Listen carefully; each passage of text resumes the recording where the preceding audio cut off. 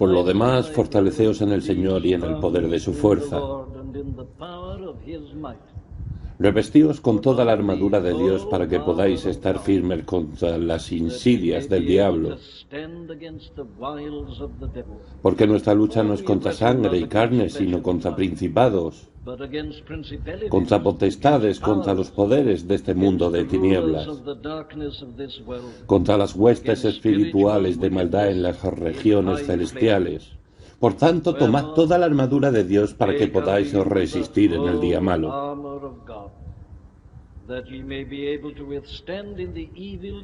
Y habiéndolo hecho todo, estar firmes.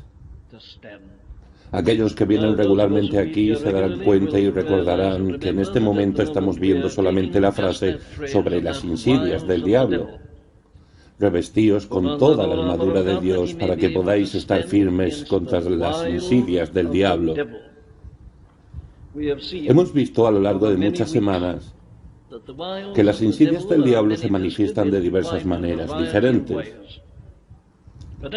Pero en este momento estamos interesados principalmente en la manera en la cual ellas se muestran en el ataque al cristiano individual. Y especialmente en la esfera de su experiencia. Ya consideramos cómo el diablo ataca la mente. Debemos continuar para considerar Dios mediante cómo Él no ataca en el campo de la práctica, de la voluntad, de la conducta, del comportamiento. Pero en este momento estamos viendo las insidias del diablo y cómo ellas son preparadas en la experiencia del cristiano individual. E incluso hasta aquí estamos tratando de solamente una pequeña sección.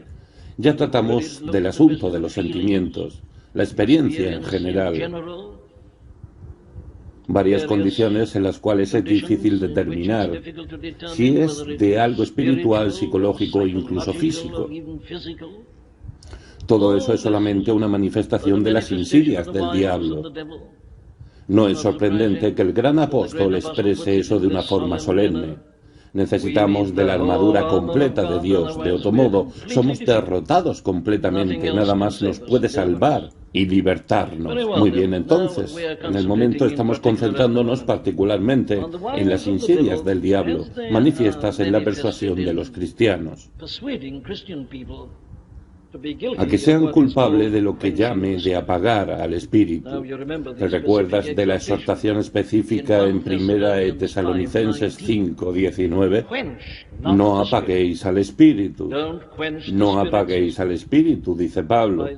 No menospreciéis las profecías, etc. Empezamos nuestra consideración de este tema en particular, de apagar al espíritu. En la mañana del último domingo vimos que no es de ninguna manera sorprendente que el diablo intente llevarnos a hacer eso, porque después de todo el Espíritu Santo es aquel que glorifica al Señor Jesucristo, quien el diablo odia con toda la intensidad de su naturaleza perversa. La única ambición del diablo es despreciar la gloria de Dios y del Señor Jesucristo. Además de ello, el Espíritu es aquel que nos media a la salvación. Es su obra aplicar la gran salvación que Cristo desarrolló en su vida, muerte, resurrección y ascensión. Y en su obra actual por nosotros es el Espíritu que aplica esa obra. Por lo tanto, si el diablo logra tener éxito en persuadirnos de una manera u otra a apagar al Espíritu, entonces él tiene un éxito admirable. Y por lo tanto necesitamos analizar eso. Ya vimos que hay ciertos tests que podemos aplicarnos a nosotros mismos para descubrir si somos o no culpables de apagar al espíritu. El test más general, por supuesto, es la figura del cristiano en el Nuevo Testamento. Allí vemos claramente que el cristiano, el hombre lleno del espíritu, es un hombre que tiene una gran luz y comprensión. El cristiano del Nuevo Testamento entendía aquello que él creía. El apóstol Juan, escribiendo al final de su vida como un anciano, en su primera epístola escribe a aquellos cristianos sin instrucción e iletrados, la mayoría de ellos sin ninguna educación. Él dice, está bien, ustedes tienen la unción del Espíritu y no necesitan que nadie enseñe a ustedes esas cosas, ustedes las conocen. Sí, cuando alguien es lleno del Espíritu Santo, él sabe en lo que cree. Él conoce la doctrina verdadera y la falsa doctrina. Juan dice, ustedes pueden distinguir entre la verdad y el anticristo por la unción que ustedes tienen. De manera que los cristianos llenos del Espíritu nunca están en una posición en que no saben exactamente lo que creen. Nunca son indiferentes en relación a lo que creen desde que sean de alguna manera cristianos. No, ellos tienen luz, ellos tienen entendimiento. Los ojos de sus corazones, como el apóstol expresa en el primer capítulo de esta epístola, fueron iluminados y ellos saben ciertas cosas. Muy bien, esto es un test. ¿Sabemos lo que creemos? ¿Entendemos el modo de la salvación? ¿Somos capaces de aplicarlo? Aquel que tiene el fuego del Espíritu en sí mismo puede hacer eso. El Espíritu es un fuego, es por ello que no debemos apagarlo. Y el fuego da esa luz, pero no solamente eso, vimos también que Él da calor también. El cristiano es alguien con el corazón cálido, tiene un espíritu cálido. Hay un fuego en él y el fuego siempre irradia calor y fervor. Hay comunión donde hay verdaderos cristianos. Muy bien, estamos examinándonos a la luz de cosas como estas. Y hay alabanza en el cristiano verdadero, hay amor, hay gozo. Hay este brillo, este fervor que el Espíritu Santo de Dios siempre concede. Lo que estoy sugiriendo es esto, que si no estamos conscientes de estas características en nosotros mismos, bueno, entonces si somos de hecho cristianos estamos apagando el Espíritu. Este es el tipo de cosa a la cual el Espíritu conduce. El fruto del Espíritu, amor, gozo, paz, paciencia, benignidad, bondad, fidelidad, mansedumbre, dominio propio. Estas son las manifestaciones de la actividad del Espíritu en nosotros. Pero ahora quiero avanzar un poco esta mañana. Hay otro test que podemos aplicar a nosotros mismos. Es un test obvio cuando tomamos este símbolo del fuego como representación del Espíritu. Y es un test que el apóstol nos da. Es el test que Juan el Bautista dio, si te acuerdas. Yo a la verdad os bautizo con agua para arrepentimiento, pero el que viene detrás de mí es más poderoso que yo, a quien no soy digno de quitarle las sandalias. Él os bautizará con el Espíritu Santo y con fuego. Fuego. Aquí está, el fuego no es caracterizado solamente por el ardor, calor y luz, sino por el poder. ¿Ya viste una casa en llamas? ¿O un gran edificio en llamas? ¿Te diste cuenta del poder del fuego? ¿Cuán difícil es contenerlo y aguantar? Él avanza y con su poder destruye por donde va. El poder es siempre una característica del fuego. Sí, y también es una característica, por supuesto, del Espíritu Santo. Aquí tenemos entonces otro test que podemos aplicar a nosotros mismos. ¿Estamos conscientes del poder del Espíritu en nosotros? Si no estamos, lo estamos apagando. Estamos apagando al Espíritu. Ahora no voy a tomar tiempo para mostrarles la extraordinaria paradoja, por así decirlo, que existe en este asunto. El Espíritu es el Espíritu de Dios y es todopoderoso. Y aún así es posible para nosotros apagar al Espíritu, resistir al Espíritu, entristecer al Espíritu. Es un gran misterio, pero es perfectamente verdadero. No puedes reconciliar estas cosas en última instancia, pero la enseñanza es clara pese a su poder omnipotente. Recuerda que Él también viene como una paloma, la apacible paloma que puede ser ofendida. No apaguéis al Espíritu, el poder. ¿Cómo saber si el Espíritu está obrando en nosotros poderosamente? Bueno, hay ciertos tests que son bastante obvios. Vea lo que encontramos en la próxima epístola. En la epístola a los Filipenses, en el capítulo 2, donde el apóstol dice en los versos 12 y 13, «Así que, amados míos, tal como siempre, habéis obedecido, no solo en mi presencia, sino ahora mucho más en mi ausencia. Ocupaos en vuestra salvación con temor y temblor, porque Dios es quien obra en vosotros, tanto el querer como el hacer para su beneplácito». Dios es quien obra en vosotros y Él obra en todo cristiano. Y Él hace eso por y a través del Espíritu Santo, del fuego, del poder del Espíritu Santo obrando en nosotros. ¿Cómo Él hace eso? ¿Qué Él hace? Bueno, Él nos impulsa, Él nos exhorta, Él nos guía, como Pablo lo expresa en Romanos 8:14, porque todos los que son guiados por el Espíritu de Dios, los tales son hijos de Dios. Y esto es parte del poder, el direccionamiento del Espíritu, el impulso, La insistencia. Frecuentemente he citado esto antes.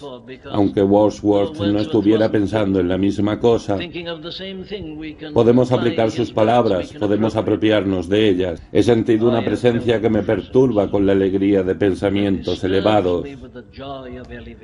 Esto es lo que el espíritu hace, este tipo de perturbación. Este tipo de perturbación del espíritu dentro de nosotros, este movimiento, este impulso, esta insistencia. Un poder tratando con nosotros, no nosotros mismos, pero somos conscientes de ello. Ahora esto es algo del poder del espíritu.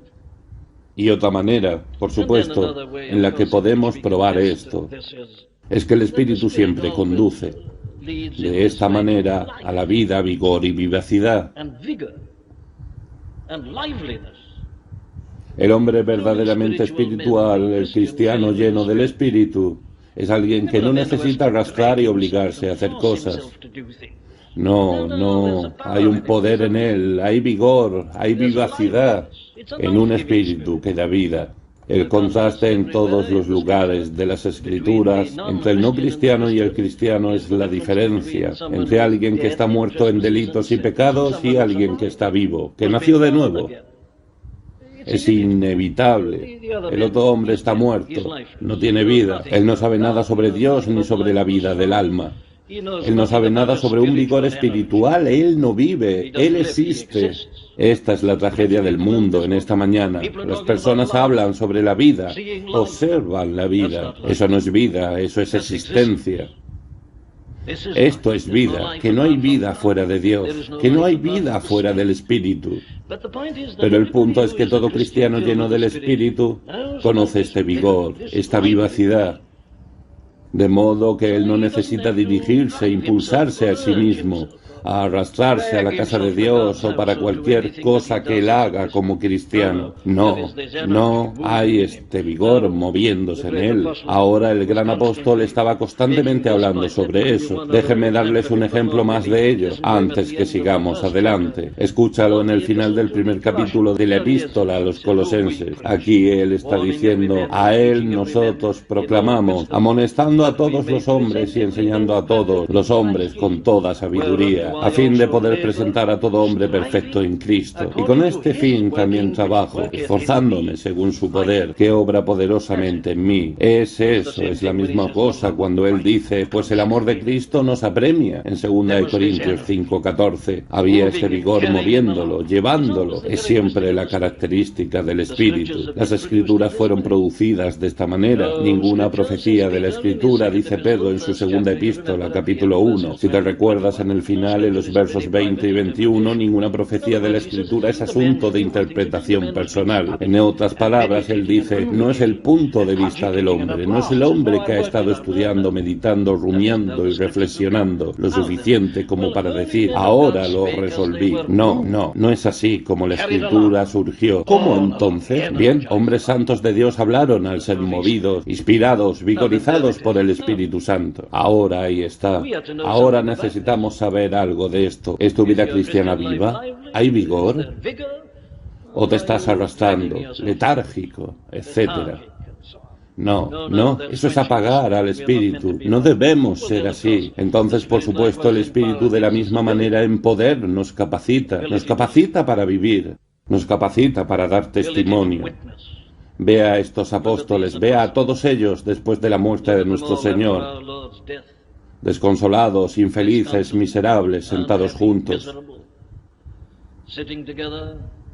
sintiéndose tan desesperanzados que Pedro, como está registrado en el inicio de Juan 21, Pedro se da vuelta a los demás y dice, bien, no sé ustedes amigos, pero yo voy a ir a pescar. Sin esperanza, miserable, decepcionado e infeliz. Ve a los dos hombres en el camino de Maús, escuche su conversación. Pero nosotros esperábamos que él era el que iba a redimir a Israel, etc. Esta es la situación de ellos. Y nunca habríamos tenido una iglesia cristiana con personas así. Ellos no permanecerían juntos, sino pocas semanas. Era una situación de completa desesperanza y desespero. Pero vea lo que ocurre después. Ve a Pedro, aquel que negó a su Señor hace pocas semanas. Véalo ahora de pie en Jerusalén atacando a los gobernantes del pueblo. Él dice, mira aquí, ustedes mataron al príncipe de vida. Él los condena y los llama al arrepentimiento. Y él predica a Jesús y la resurrección. ¿Qué cambió? Nada a no ser el Espíritu, el poder del Espíritu. Y el Espíritu nos capacita para dar testimonio. Nos enseña cómo dar testimonio y nos da la habilidad para que demos testimonio. Nos dice que hablar. Vea este sermón de Pedro. Vea este gran contraste, esta habilidad, este poder. Está siempre, es la característica del Espíritu Santo. Hay veces que las personas dicen, sí, yo siento que soy cristiano, pero no puedo ayudar a nadie más. Yo creo que no conozco mucho. Mi querido amigo, no tienes el derecho de ser así. No es un tema de habilidad humana, es la habilidad dada por el Espíritu. Es el poder del Espíritu, es su habilidad dada a nosotros. Y eso es algo probado abundantemente en la larga historia de la Iglesia cristiana. Algunos de los miembros más humildes de la Iglesia fueron el medio usado por Dios para el auxilio de algunos de los más grandes. Tenemos el gran ejemplo de aquel fuerte hombre capacitado y elocuente, Apolo, ¿te recuerdas? Siendo ayudado por Priscila y Áquila. Sabemos del auxilio dado a muchos por un hombre como John Bunyan, sin estudios y de origen humilde, y así sucesivamente. Esa ha sido la gloria de la historia de la Iglesia, por lo tanto no hay excusa. Tenemos esa habilidad para vivir, dar testimonio y para orar. El Espíritu siempre conduce a la oración y concede habilidad en la oración. ¿Encuentras difícil orar, mi amigo? ¿Encuentras difícil orar en privado? ¿Encuentras difícil orar en público? No deberías. El Espíritu vigoriza en este asunto de la oración, porque no sabemos orar como debiéramos, pero el Espíritu nos ayuda en nuestra debilidad. Es eso, el vigor del Espíritu, enseñándonos a orar y conduciéndonos a la oración, haciéndonos crecer en la oración. ¿Cuánto conocemos de eso, pueblo cristiano? Estoy interesado en eso, no solo por nuestras experiencias personales. Estamos interesados en eso debido a todo el estado de la Iglesia. ¿Por qué la Iglesia es tan ineficaz? Mi respuesta es que ella carece de este poder, y es por ello que ella no está orando como debiera, no está intercediendo con el mundo, incendiando de la manera que está, con estas posibilidades terribles de todo el universo siendo estallado. La Iglesia parece tan letárgica, ella está sin poder, principalmente porque ella no sabe orar, y ella no puede orar porque el Espíritu no está vigorizando la oración. Pero cuando el Espíritu viene, Él nos mueve a orar. Lea la historia de los grandes avivamientos en la Iglesia y verás que en un avivamiento las personas empiezan a orar cuando nunca oraron en sus vidas en público y oran en privado como nunca oraron en sus vidas. Es el Espíritu que viene con poder y Él concede esa habilidad en la oración. Y la otra cosa que mencioné es la audacia, por supuesto. Se nos dice en Hechos 4 que las autoridades, cuando ellos observaron la audacia de Pedro y Juan, ellos vieron que eran hombres ignorantes, iletrados, sin preparación, pero la audacia de ellos. ¿Qué dio audacia a ellos? Yo ya te respondí. Fue lo que ocurrió en el día de Pentecostés. Pedro tenía un cierto coraje natural, pero vea que al estar cara a cara con la muerte falló completamente. Y él negó a su Señor, pero después de Pentecostés, él no tenía miedo a nadie. Audacia. Y lo que ellos oraron fue que con toda audacia ellos pudieron seguir predicando esta maravillosa palabra. Bueno, ahí está entonces. Estos son algunos de los tests que aplicamos a nosotros mismos. No apaguéis al Espíritu. ¿Estás apagando el Espíritu? Estos son los tests. ¿Dónde está la vida y el vigor? ¿Dónde está el calor y el resplandor? ¿Dónde está la alegría y la alabanza de acción de gracias? Está donde hay fuego. Allí está.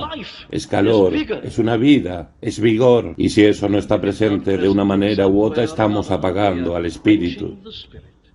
Y es algo muy terrible de hacer y nuestra responsabilidad es muy grande.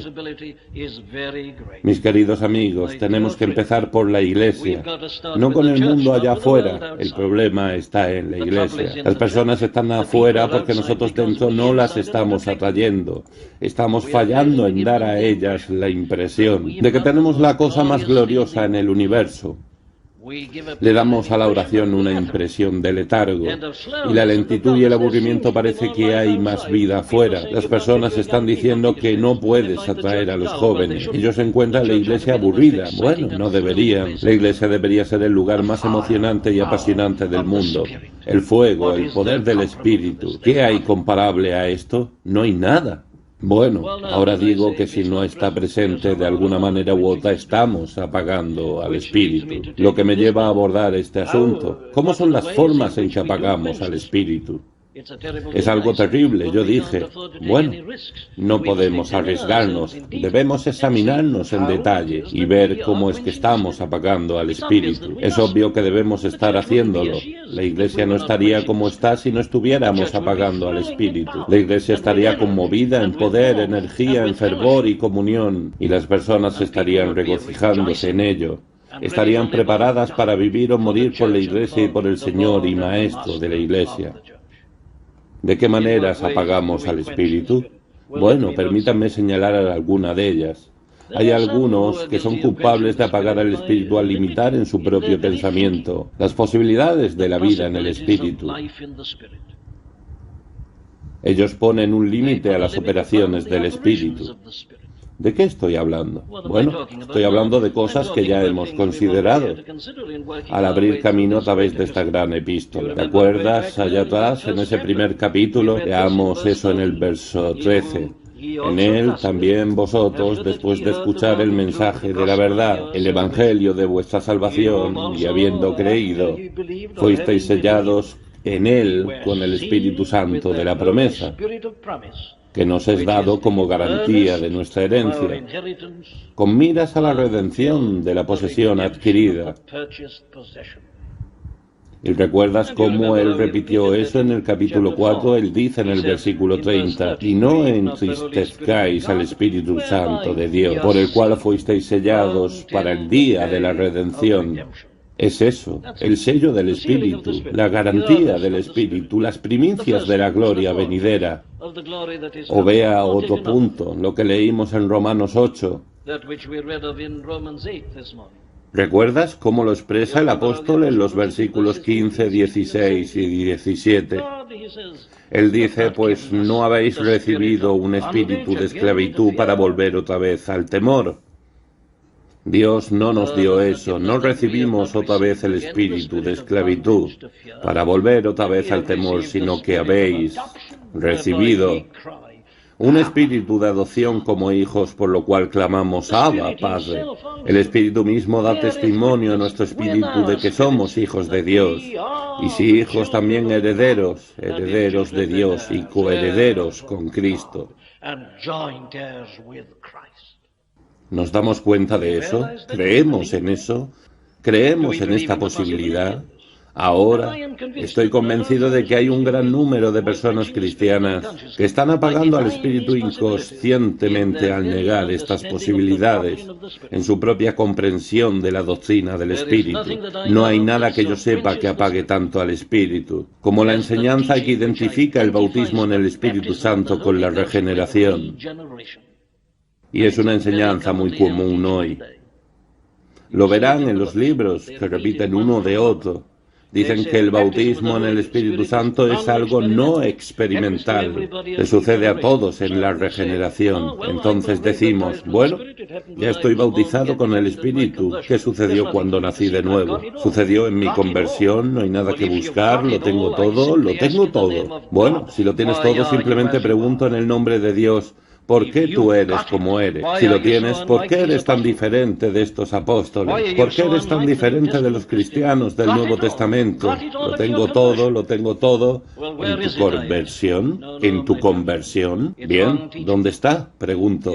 No. Mi querido amigo, es una enseñanza equivocada que los apóstoles fueron regenerados antes del día de Pentecostés. El bautismo en el Espíritu Santo no es idéntico a la regeneración, es algo separado. No me importa el tamaño del intervalo. Hay una gran diferencia. Hay un intervalo. No son idénticos. Pero si dices que lo son y no esperas nada, y si no crees en la seguridad, si no crees que es posible que conozcas al Espíritu de Dios aparte de ti mismo, dando testimonio a tu espíritu que eres un hijo de Dios, si no crees en eso como una posibilidad, bueno, obviamente no lo recibiste y estás apagando al Espíritu.